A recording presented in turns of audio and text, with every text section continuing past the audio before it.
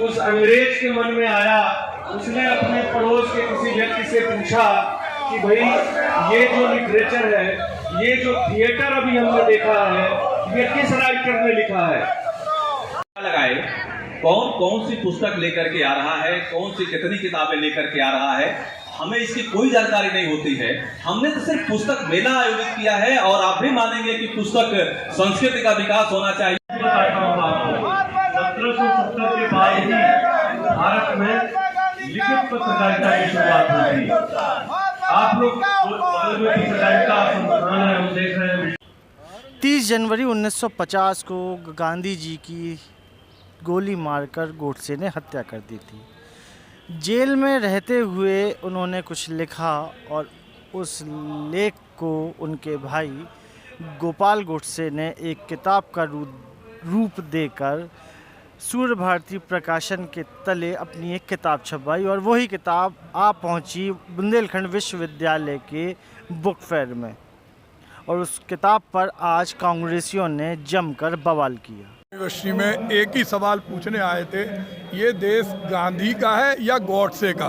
अगर गांधी का है तो उनकी शहादत को बद लिखने वाली वो पुस्तक इस हिंदी सम्मेलन में क्यों बिक रही है?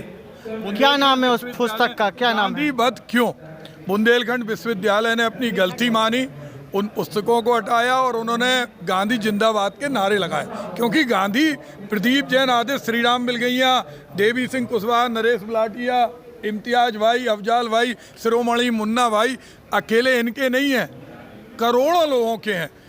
180 से ज़्यादा देशों में उनके ऊपर डाक टिकट बना, हर ज़िले के अंदर उनकी प्रतिमाएं हिंदुस्तान में और पूरी दुनिया के अंदर है।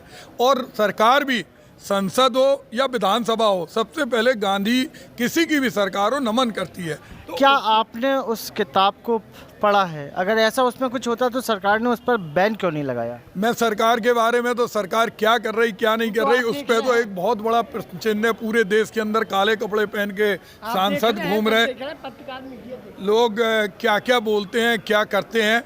हमारा सबसे बड़ा सवाल है कि हम रानी लक्ष्मीबाई, झलकारी बाई, गुलाम गोस्खा की इस माटी में इन गरीब बच्चे जो पढ़ के आए हैं अपने खून पसीने की गाड़ी कमाई से, पिता से पैसे लेके, वहाँ पर ये पुस्तक को नहीं बेचने देंगे। आप बताएं क्या कहना है इस पर आपका? 140 करोड़ लोगों की धड़कन महात्मा गांधी। महात्मा किसी को ऐसे ही नहीं कहते, जो दुनिया में कोई काम करता है उसे महात्मा कहा जाता है। महात्मा गांधी को बच्चे से लेके बुजुर्ग तक, सांसद से लेके विधायक तक, सब जगह उनकी पूजा करते हैं, उनको सलाम करते हैं और उनको नमन करते हैं। विधानसभा में उनकी फ़ोटो लगी है, मूर्ति लगी है, लोकसभा में उनकी मूर्ति लगी। जो भी विधायक जीत से जाता है पहले उनको चरणों पे नमस्कार करता है, फिर आगे बढ़ता है। ऐसे ही लोकसभा में यहाँ पे गांधी वध के नाम से किताब बिक रही। कितने अफसोस और शर्म की बात है। यूनिवर्सिटी को हम लोगों ने बनाया, खींच के बुंदेलखंडियों ने बनाया है। यहाँ पे इस तरह की पुस्तक बिकेगी, हम लोग कतई बर्दाश्त नहीं करेंगे। खैर, प्रशासन ने, यहाँ के यूनिवर्सिटी प्रशासन ने उसको सॉरी बोला और उन्होंने ये कहा, मुन्ना तिवारी जी ने, कि हमको नहीं मालूम था कि इस तरह की यहाँ पे किताब बिक रही है। सर, ये पुस्तक मेला है, राष्ट्रीय पुस्तक मेला 25 से लेकर के 31 तक चल रहा है। अब हम पुस्तक मेला लगाते हैं, कौन सा प्रकाशक कौन सी किताबें लाएगा। यहाँ 50 प्रकाशक आए हैं, 50,000 किताबें आई हैं। हर किताब की कोई सूची हम नहीं बना सकते।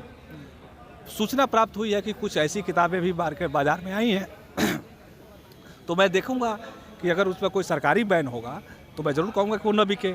लेकिन अगर किसी पुस्तक पर कोई सरकारी बैन नहीं है, अब पाठक उसे खरीदना चाहता है, लेना चाहता है, तो उस पर हमारी कोई आपत्ति नहीं है।